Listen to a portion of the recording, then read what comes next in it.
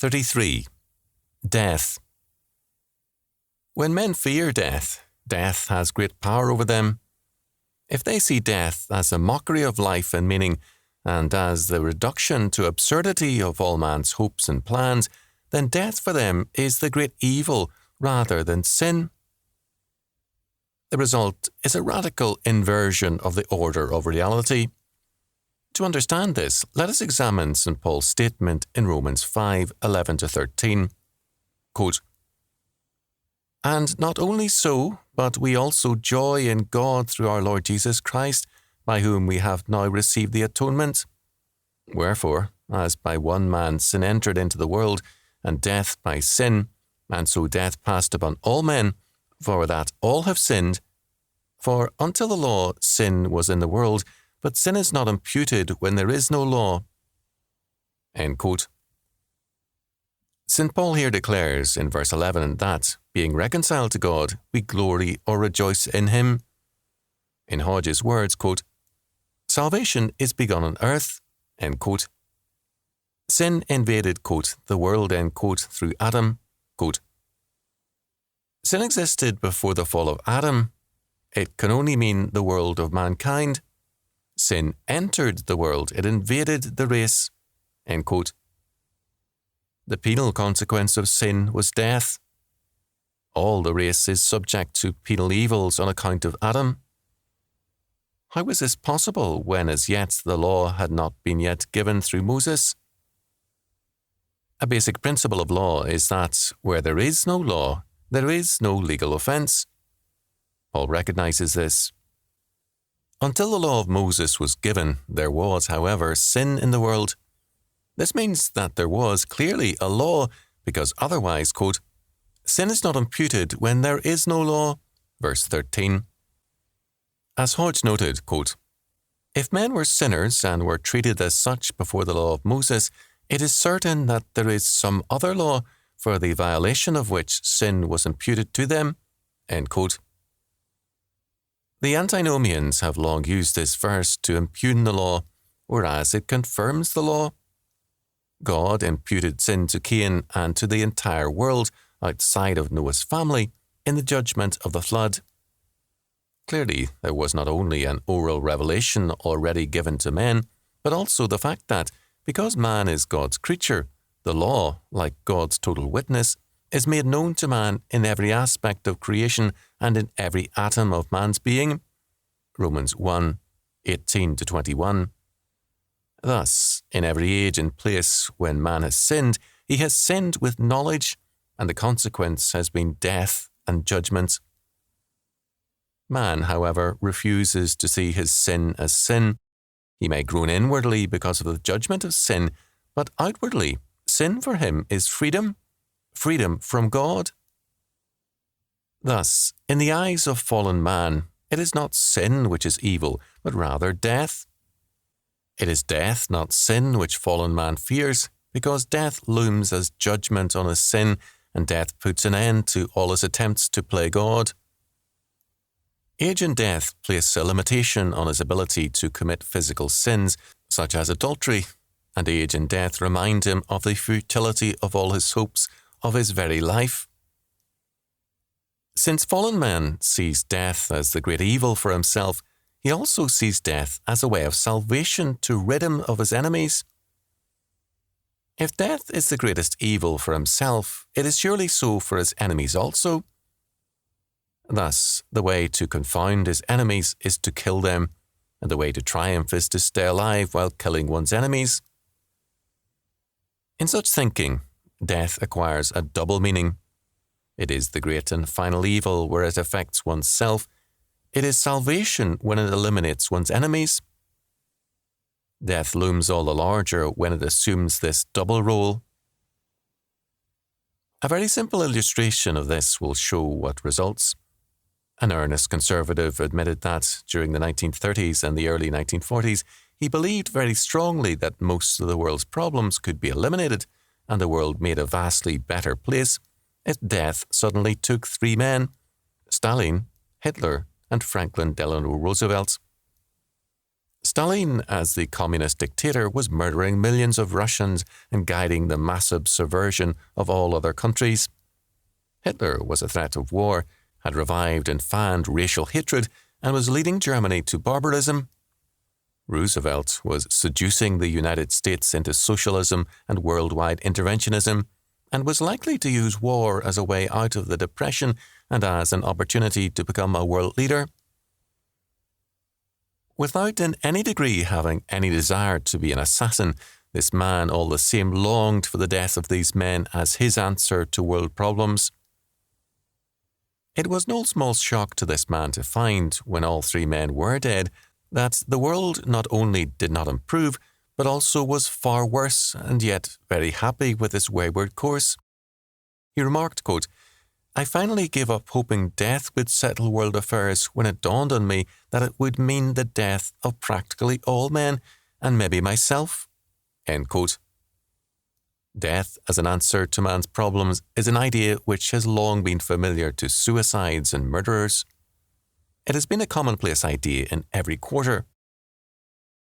The short story writer Hector Hugh Munro, Saki, 1870 to 1916, had a character in one of his stories observe, quote, "Waldo is one of those people who would be enormously improved by death." End quote. One of George Herbert's outlandish proverbs of 1640 speaks of, quote, "waiting for dead men's shoes," end quote. Death as a means of advantage has long been prominent in men's thoughts. Add to this a belief that life is meaningless, and human life becomes trivial in the roll call of death. Lawrence Sterne depicted this as a father meditates on his son's death in The Life and Opinions of Tristan Shandy. Quote, "Philosophy has a fine saying for everything. For death it has an entire set. The misery was, they all at once rushed into my father's head. 'Tis an inevitable chance, the first statute in Magna Carta. It is an everlasting act of Parliament. My dear brother, all must die. If my son could not have died, it had been matter of wonder. Not that he is dead. What has become brother Toby of Nineveh and Babylon, of Sizacum and Mytilene? The fairest towns that ever the sun rose upon are now no more. The names only are left, and those, for many of them are wrongly spelt, are falling themselves piecemeal to decay, and in length of time will be forgotten, and involved with everything in a perpetual night. The world itself, brother Toby, must come to an end. What flourishing towns now prostrate upon the earth? Alas, alas, said I to myself, that man should disturb his soul for the loss of a child, when so much as this lies awfully buried in his presence. Remember, said I to myself again, remember thou art a man. End quote. The life of a child is nothing when cities and civilizations in great numbers have died. Even more when millions have been brutally killed and have been buried and forgotten by history. Their pain and meaning are alike gone, and in this view it is nothing if other men suffer today, if some advantage accrues to someone. People are there to be used by such a man. Principles mean nothing to the man for whom life means nothing. It is significant that both Stalin and some of his associates had been double agents before, and in some cases during the Russian Revolution. They worked for the Tsarist secret police and for the revolution, enjoying the power and the destructive potential in their dual role. It is more than likely that, however much the cause of Marxism meant to them, the power their role gave them over other men was even more compelling. If and when the records of subversion within the Soviet Union become a matter of public record, they will no doubt demonstrate the ease with which prominent communists have played a double role in order to enhance their power over men's lives. Stalin's daughter had recorded the fact that Beria had a long history as a double agent during the Civil War in the Caucasus. Quote, "He was a born spy and provocateur. He worked first for the Dashnikists, the Armenian nationalists, and then for the Reds as power swung back and forth. Once the Reds caught him in the act of treason and had him arrested, he was in prison awaiting sentence when a telegram arrived from Kirov, who was chief of all operations in the Caucasus, demanding that he be shot as a traitor. Just then, however, the fighting started up again, and he was such a small fry that nobody got around to dealing with him. But all the old Bolsheviks in the Caucasus knew of the telegram's existence, and Beria himself knew of it. Isn't it perhaps here that one should seek an explanation of Kirov's murder many years later? It was right after Kirov's murder in 1934, after all, that Beria began his climb to prominence and power. End quote. There's a very revealing letter from Stalin to his daughter, a tender note to Dear Svetochka, which reads in part, quote, "Take care of yourself. Take care of your daughter too. This state needs people, even those who are born prematurely. Your little papa." End quote. This affectionate letter is all the more telling in that it reveals how deeply imbued Stalin was with an instrumental view of man. The state needs people. When men are seen as instruments of the state, they are very readily used because it is the function of an instrument to be used. Samuel Foote, 1720 to 1777, wrote in The Minor, quote, "Death and dice level all distinctions." End quote. Death and dice are thus linked, implying that chance rules all, and all distinctions and meaning are wiped out by death. If after death man has no meaning, why should he have meaning before death? Death thus represents the great evil and the great power. It is both damnation when it strikes the godless man and salvation when he himself employs it. Death, rather than sin, is for him the greatest evil to befall a man. In terms of this faith, it is better to be red than dead, better to be conquered alive by the worst enemy than to risk death resisting him. Where death rather than sin is the great evil, there pacifism will flourish, since man would rather risk slavery than death. Similarly, war will flourish most where death is the greater evil than sin, because death will represent a culminating power which men will as readily use as they will readily deplore.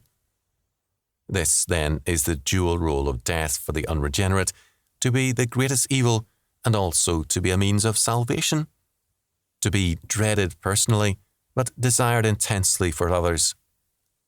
A thoughtless and immoral man who had long been faithless to his wife and contemptuous of her faith and patience was suddenly laid low by a stroke. Knowing that he would die, he screamed pornographic insults at his wife, resenting the fact that she would live and would with freedom enjoy his wealth. The dying man had one prayer, that he would become suddenly well long enough to kill her before he died. An ancient Greek verse, an inscription from the tomb of Timon, gives us the same mood, quote, "Ask neither my name nor my country, passers-by. My sole wish is that all of you may die." End quote. St. Paul's order is the right one. It puts the problem in perspective. By sin came death. Christ came to overthrow the power of sin and rendered perfect obedience to the law of God, and he then overthrew the power of death in his resurrection. Man in Christ is called to obey the law of God and by means of it to establish dominion over the earth. Christ shall reign in and through his people and shall put all his enemies under his feet in subjection to himself and to the saints. Then the last or final enemy, death, shall be destroyed at the end, and the fullness of the new creation ushered in. 1 Corinthians 15, 24-26. Prior to that time, quote, "He shall have put down all rule and all authority and power. Sin shall have been destroyed in principle by his atoning death and resurrection, and in its controlling power by the sanctification of men and nations. Death, then, as the final or remaining enemy, shall be destroyed."